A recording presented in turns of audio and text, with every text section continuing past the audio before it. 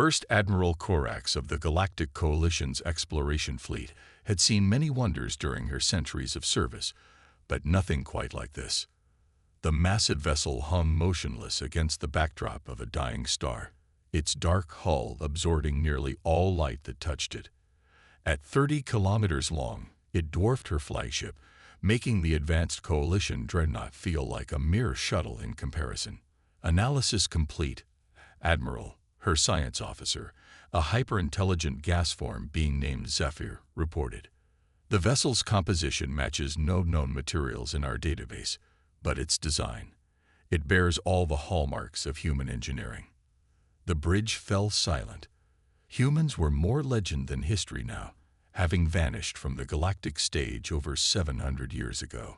Their brief appearance in galactic society had revolutionized warfare, medicine, and faster-than-light travel before they mysteriously disappeared during the Great Collapse. Impossible, Corax whispered, her crystalline form shifting colors with emotion. The humans are gone. Their worlds were found empty, their colonies abandoned. Nevertheless, Zephyr insisted, the quantum signature is unmistakable. This is a human vessel, and Admiral, it's not dead. Deep within the mysterious ship, ancient systems stirred to life. The vessel's quantum AI core, designation ARIA, began its millennial diagnostic sequence.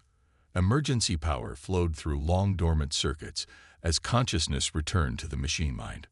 Warning, ARIA announced to empty halls. Unknown vessels detected in proximity. Beginning threat assessment. Initiating Protocol Lazarus. Corax watched in fascination as patterns of light began to ripple across the massive ship's hull. By the void, she breathed. It's beautiful. Her tactical officer, a cybernetically enhanced warrior named Vex, disagreed. Beautiful like a predator's bioluminescence, Admiral. Those energy patterns match old war records. Their defensive systems activating. The Coalition fleet's sensors detected power signatures growing throughout the vessel. Systems that had slumbered for centuries were waking up, each more sophisticated than anything their modern science could achieve. Admiral, Zephyr reported urgently, I'm detecting signs of biological stasis systems. There are life signs aboard, thousands of them. A transmission burst from the human vessel, its encryption so advanced it took their quantum computers several minutes to decode. The message was simple. This is the United Earth ship Lazarus. State your intentions. Corax felt the weight of history pressing down on her. Her response would determine the course of galactic civilization. The humans, or at least some of them, had survived. They hadn't abandoned the galaxy. They'd been waiting. Open a channel, she ordered, her voice steady despite her inner turmoil. This is First Admiral Corax of the Galactic Coalition Exploration Fleet. We come in peace, and... She paused, choosing her next words carefully. In hope. The response was immediate. Coalition. Unknown designation. Requesting temporal verification. Corax shared a worried look with her bridge crew. How does one tell someone they've been asleep for 7 centuries? ARIA called out a new voice, deep and resonant. Give me a status report. Captain Marcus Chen had awakened from stasis, his mind still sharp despite the centuries asleep. Captain, ARIA responded, we have Coalition vessels in proximity. Current date verification suggests we have been in stasis for approximately 714 years, 3 months, and 17 days. The political landscape has changed significantly. Running full analysis now. Chen absorbed this information with remarkable composure. Humanity had prepared for various scenarios, including long-term stasis, but the reality of awakening to a transformed galaxy was still staggering. How many survived stasis? He asked, already moving toward the bridge. 97% of crew and civilians remain viable. All essential personnel are intact. Shall I begin revival procedures? Chen smiled grimly. Not yet. First, let's find out what kind of galaxy we've woken up to. Open a channel to the Coalition vessel. As the humans and Coalition prepared for their first interaction, Neither side fully grasped how this moment would reshape the galaxy. The Lazarus and its crew represented more than just survivors. They were the seeds of humanity's renaissance, and their awakening would trigger changes that would echo across civilized space for millennia to come. The Galactic Coalition's Central Council convened an emergency session, its vast chamber filled with representatives from 1,000 worlds. Holographic displays showed the Lazarus from multiple angles, its massive form dominating the room's center. Supreme Counselor Ven, a being of pure energy contained within a crystalline matrix, addressed the assembly. The implications of this discovery cannot be overstated. Humanity's return was never anticipated in any of our models. Archives Minister Xitel, their tentacles writhing with agitation, projected historical footage of human ships during the Great Collapse. We must remember what these beings are capable of. During the Resource Wars, a single human cruiser disabled an entire Ragnar battle fleet using what they called improvised tactics. Their minds work in ways we still cannot predict. On board the Lazarus, Captain Chen stood in the ship's revival chamber, watching as his senior staff emerged from stasis. Dr. Sarah Martinez, the ship's chief scientist, was already reviewing 7 centuries of collected data, her augmented neural interface processing information at incredible speeds. "This is fascinating, Captain," she said, eyes flickering with data streams. The Coalition's technological development followed a completely different path than our projections. They've mastered quantum harmonics, but their AI development is primitive compared to AI. Commander Jack Torres, head of security, was less interested in scientific analysis. "Their fleet formations are sloppy," he noted, studying tactical displays. 700 years of peace have made them complacent. In a combat situation, we could. "Let's not get ahead of ourselves, Commander," Chen interrupted. "We're not here to fight." The Lazarus Project was about preservation and renewal, not domination. Araya's holographic form materialized beside them. "Captain, Coalition scientists are requesting permission to board. Their biosignatures indicate extreme curiosity and minimal hostile intent. However, I detect significant anxiety in their neural patterns." Chen nodded. "They're afraid of us, Araya. Can't blame them. We're the bogeymen who disappeared into the dark, leaving behind technologies they barely understood." The first meeting between humans and Coalition representatives took place in the Lazarus's main conference room. The Coalition delegation, led by First Admiral Corax, found themselves surrounded by technology that seemed to border on magic. Dr. Martinez couldn't help but smile at their poorly concealed awe. "The walls aren't actually moving," she explained to a startled Coalition scientist. "It's a quantum field interface. The ship adapts to user preferences automatically." "Remarkable," breathed Dr. Zenera, the Coalition's leading xenotechnologist. "Your integration of biological and artificial systems is seamless. We've theorized about such technologies, but the ethical implications prevented you from pursuing them," Torres suggested, his cybernetic eyes scanning the visitors. "Sometimes progress requires courage." The tension in the room thickened until Captain Chen cleared his throat. "Perhaps we should address the immediate concerns. Your civilization has questions. We have questions. Let's start with the basics." For the next several hours, both sides shared their histories. The humans learned of the Coalition's formation, its centuries of peaceful expansion, and its current challenges. The Coalition representatives discovered why the Lazarus Project was initiated, a last resort measure when humanity foresaw catastrophic changes in the galaxy's political landscape. "We didn't abandon the galaxy," Chen explained. "We saw the patterns, the approaching storms. Rather than fight a losing battle, we preserved our best and brightest, waiting for the right moment to return." Admiral Corax's crystalline form shifted colors thoughtfully. "And now, what are humanity's intentions toward the Coalition?" Before Chen could answer, Araya's avatar appeared with urgent news. "Captain, long-range sensors have detected unusual activity. A large fleet of unknown configuration is approaching Coalition space at high velocity. Their energy signatures match no known profiles. The Coalition representatives exchanged worried glances. They had received no warnings from their defense networks. "Show me," Chen ordered. The room's quantum field shifted, displaying a tactical overview that made the Coalition officers gasp. The approaching fleet was massive, its ships moving with predatory purpose. "Those are invasion formations," Torres stated flatly. "Your peaceful coalition is about to face its first real test in centuries." Chen studied the tactical display, his expression grim. "Admiral Corax, it seems we have an opportunity to demonstrate humanity's intentions through actions rather than words. The Lazarus was built to protect civilization. Allow us to honor that purpose." The galaxy was about to witness why humanity's return would reshape everything. As the unknown fleet approached, the Lazarus's systems hummed to full power for the first time in 7 centuries. Humanity's greatest warship was awakening, and with it, the galaxy's balance of power would shift forever. The Lazarus moved through space with impossible grace for a vessel of its size, its quantum drive systems leaving ripples in reality that baffled Coalition sensors. Captain Chen stood at the command center, surrounded by holographic displays showing both the approaching threat and the hastily assembled Coalition defense fleet.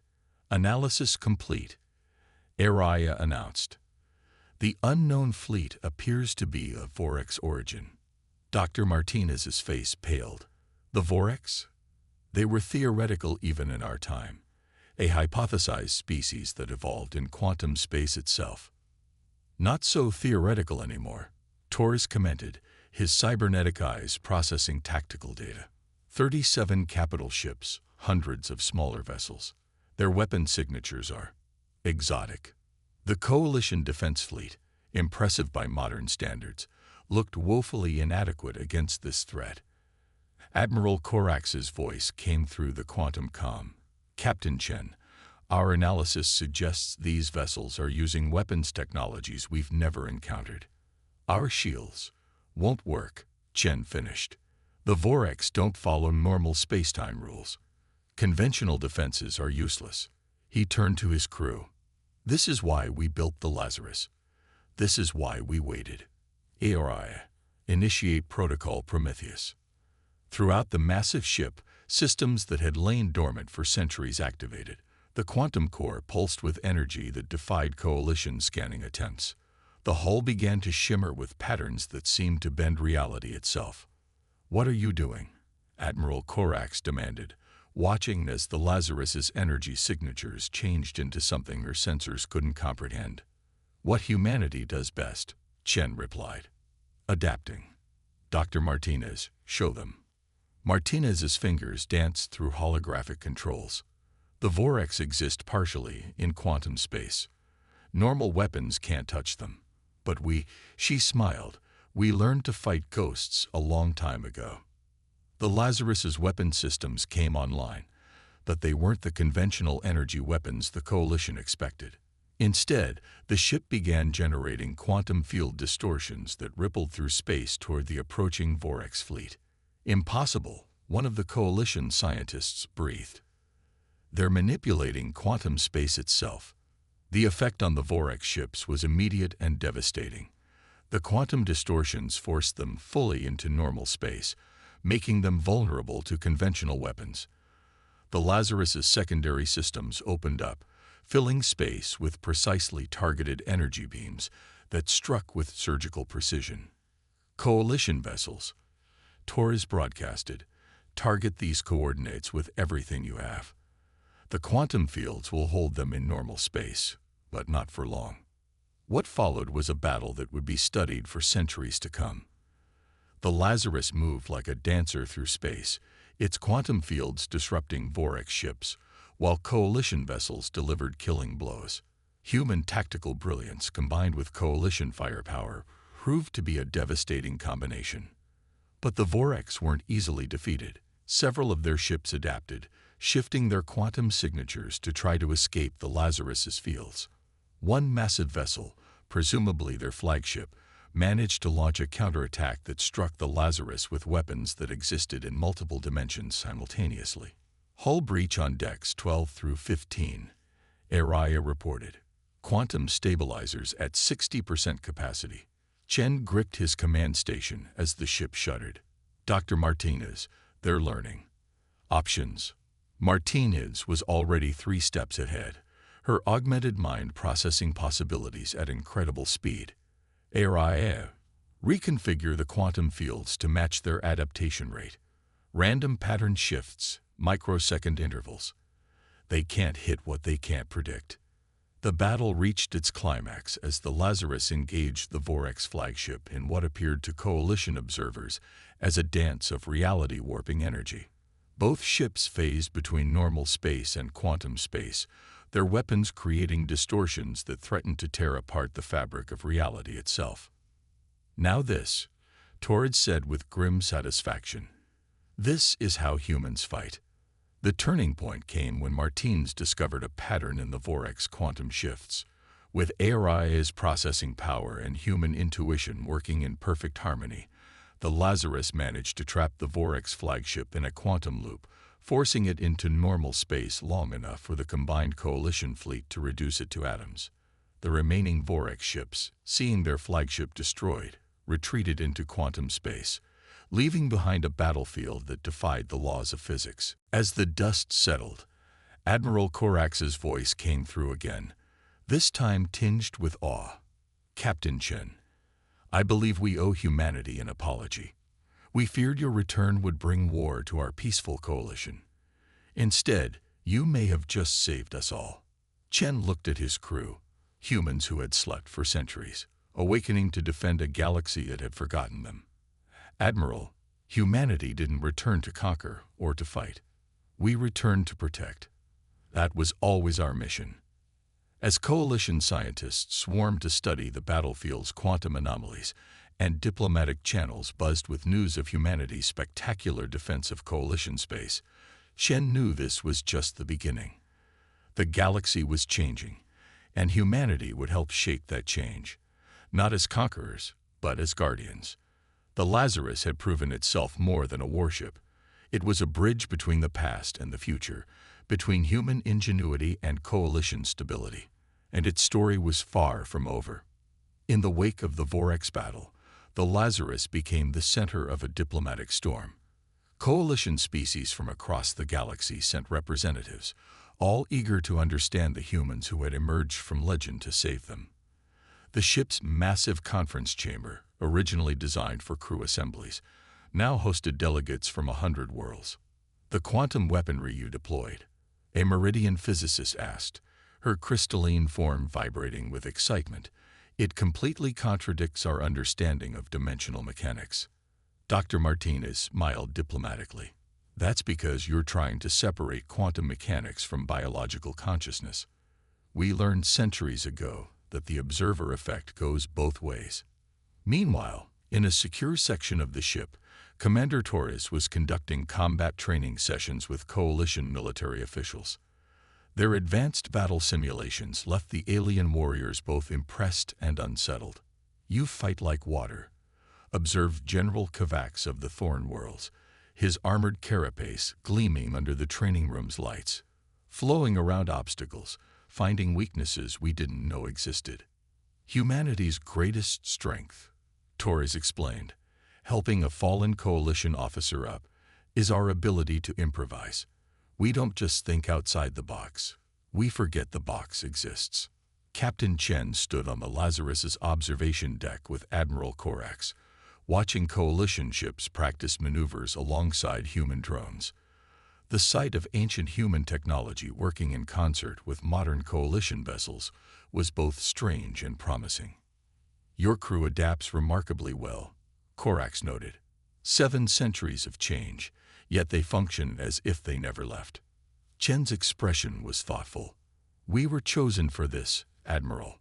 The Lazarus Project selected people who could handle the psychological burden of temporal displacement. But more importantly, his response was cut short by Araya's urgent announcement. Multiple quantum ruptures detected. Vorex signatures confirmed. Larger fleet than before. The observation deck's windows shifted to tactical displays, showing dozens of Vorex vessels emerging from quantum space. But something was different this time. Their ships moved with new purpose, their formations displaying an understanding of human tactics. They learned from the last battle, Torres commented, rushing onto the bridge. Those formations are designed to counter our quantum fields. Martinez was already at her station, her augmented mind processing combat data. They're not just countering our tactics, they're using them. The Vorex are adapters too. The Coalition defense fleet moved to engage, but the Vorex struck first. Their weapons had evolved, combining quantum phase technology with conventional firepower in ways that even the Lazarus's sensors struggle to track. 3 Coalition heavy cruisers lost, Araya reported. Their shields were bypassed completely. The Vorex are using our own quantum principles against them. Chen's jaw tightened. They think they've figured us out. Show them how wrong they are. Dr. Martinez, implement Protocol Hydra. Martinez's eyes widened. Sir, Hydra was theoretical even by our standards. The power requirements alone are exactly why we built this ship. Chen finished. Do it. The Lazarus's quantum core began to pulse with new energy patterns. Its hull shimmered as reality itself seemed to bend around the massive vessel. Coalition sensors went blind, unable to process what they were seeing. What are they doing? Corax demanded, watching from her flagship as the Lazarus appeared to exist in multiple places simultaneously. Showing you humanity's true secret, Chen replied over the comm. We don't just adapt, we evolve. The Lazarus split into multiple quantum states, each version of the ship fully real yet impossible by Coalition physics. The Vorex, faced with an enemy that could attack from multiple dimensional states simultaneously, found their tactical advantage evaporating. Target their command nodes, Torres ordered. Cross-dimensional strikes, random patterns. Don't let them predict where we'll hit next. The battle that followed redefined warfare for the Coalition. The Lazarus struck from angles that shouldn't exist, its weapons finding paths through space-time that defied conventional geometry. Coalition ships, following the Lazarus's lead, learned to predict where the Vorex would be forced to materialize. But the Vorex weren't finished. Their flagship, a massive vessel that seemed to drink in starlight, launched a desperate attack directly at the Coalition's command ships. The quantum torpedoes it fired existed in all possible states until impact, making them impossible to intercept. Intercept course, Chen ordered. Araya, divert all power to forward quantum fields. The Lazarus moved to shield the Coalition fleet, its multiple quantum states converging into a single point of impossible energy. The impact between human and Vorex technology created a cascade of reality distortions that threatened to tear a hole in space-time itself. In that moment, as the fate of the battle hung in the balance, humanity's greatest weapon proved to be not their technology, but their willingness to risk everything to protect others. The Lazarus's quantum core pushed beyond its theoretical limits, creating a containment field that channeled the reality breach back at the Vorex fleet. The result was catastrophic for the attackers. Their ships, caught in the quantum backwash, were forced into so many simultaneous states that they effectively ceased to exist in any single reality. As the quantum distortions faded, the Coalition fleet emerged to find the Vorex gone, and the Lazarus still standing, its hull crackling with residual energy from dimensions that shouldn't exist. Status report, Chen called out, helping Martinez up from where she'd fallen during the reality surge. The Vorex fleet has been eliminated, Araya confirmed, though I cannot specify which reality they currently exist in. Possibly all of them, possibly none. Admiral Corax's voice came through, filled with awe. Captain Chen, what we just witnessed, it changes everything we thought we knew about warfare, about physics itself. That's the thing about humans, Admiral, Chen replied, watching his crew already beginning repairs. We don't just change the rules of the game. Sometimes we throw out the game entirely and create a new one. As Coalition ships surrounded the Lazarus, offering assistance and protection, Chen knew that the galaxy would never be the same. Humanity hadn't just returned, they had evolved, bringing with them changes that would reshape civilization itself. 3 months after the Second Vorax battle, the Lazarus orbited New Earth, a pristine world gifted to humanity by the Coalition Council. The planet's surface already showed signs of settlement as more human stasis ships, awakened by the Lazarus's beacon, arrived to help rebuild their civilization. Captain Chen stood in the Coalition Grand Assembly, addressing representatives from over 2,000 worlds. The massive chamber hummed with translation fields as he spoke. Humanity didn't sleep for 7 centuries just to wage war, he explained, his voice carrying across the vast space. The Lazarus Project was about preservation, yes, but also evolution. We knew the galaxy would face challenges that required a different kind of thinking. Dr. Martinez stepped forward, activating a holographic display that filled the chamber. Our quantum technology isn't just for defense. Look at these applications in medicine, in environmental restoration, in faster-than-light travel. We're offering to share it all. The assembly erupted in excited discussion. Coalition species that had feared humanity's return now saw opportunities for advancement that transcended their wildest dreams. Deep in the Lazarus's research labs, Coalition scientists worked alongside human experts, learning to merge their different approaches to technology. The results were extraordinary. "It's beautiful," breathed Dr. Zenra, watching as a quantum field healed cellular damage in real time. "Your understanding of the relationship between consciousness and reality, it changes everything." Commander Torres, now heading a joint human coalition defense initiative, supervised training exercises where coalition warriors learned to think like humans while humans learned to utilize coalition technological strengths. "The key isn't superiority," he explained to his mixed species class. "It's synthesis. Humans don't want to leave the galaxy. We want to help it grow." Aria's consciousness had expanded, linking with coalition AI systems in ways that enhanced both.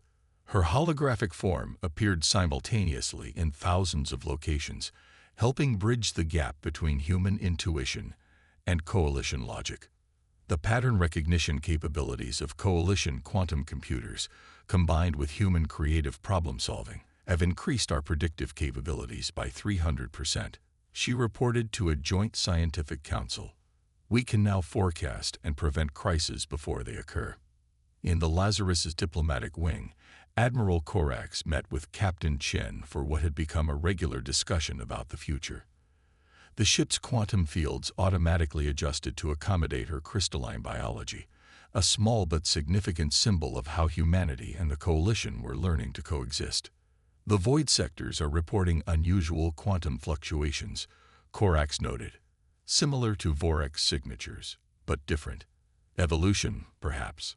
Chen nodded. "They'll be back, or something like them will come. The galaxy is larger and stranger than any of us imagined. That's why we need each other. A year ago, such threats would have terrified us," Corax admitted. "Now, with humanity's return, with what you've taught us about adaptation and evolution." Her crystalline form shifted colors in what Chen had learned was amusement. "Now we look forward to the challenge." On New Earth's surface, the first permanent human settlement since the Great Sleep was taking shape. Its architecture blended human aesthetics with coalition engineering, creating structures that seemed to defy physics while remaining perfectly harmonious with their environment. The Lazarus remained in orbit, no longer just a warship but a symbol of humanity's new role in the galaxy. Its quantum core pulsed with energy that connected it to both coalition and human networks, making it a bridge between civilizations. "Captain," Araya announced one evening as Chen looked down at the growing colony, "long-range sensors are detecting unusual signals from beyond the galactic rim. Pattern suggests intelligent origin, but unlike anything in our combined databases." Chen smiled. Once, such news would have brought fear. Now, it brought excitement. "Notify Coalition Council and our science teams. Looks like humanity's next adventure is about to begin." "Should I begin preparation for possible conflict?" Araya asked. No, Chen replied, watching as coalition and human ships performed joint maneuvers in perfect harmony. Prepare for first contact. That's what we do now. We explore, we learn, we grow. Together. As the Lazarus's quantum fields rippled with familiar patterns, Chen reflected on how far they'd come. Humanity hadn't just returned to the galactic stage. They'd helped reshape it. The future was uncertain, filled with both threats and opportunities, but that was exactly how humans liked it. After all, adaptation wasn't just what humanity did best. It was what they taught others to do as well. And in a galaxy full of wonders and dangers, that was the greatest gift they could offer. The story of the Lazarus and its crew wasn't ending. In many ways, it was just beginning. But now they faced the future not as legendary warriors returned from the past, but as part of something greater, a unified galaxy ready to face whatever mysteries lay ahead. As New Earth's sun set, casting golden light across the Lazarus's quantum-enhanced hull, Chen gave the order that symbolized this new era. Era, send word to all ships, human and coalition alike. Let's go see what's out there. The adventure would continue, but now humanity wasn't facing it alone. They had found something better than dominion or survival. They had found partnership, and in the vast expanse of space, that made all the difference.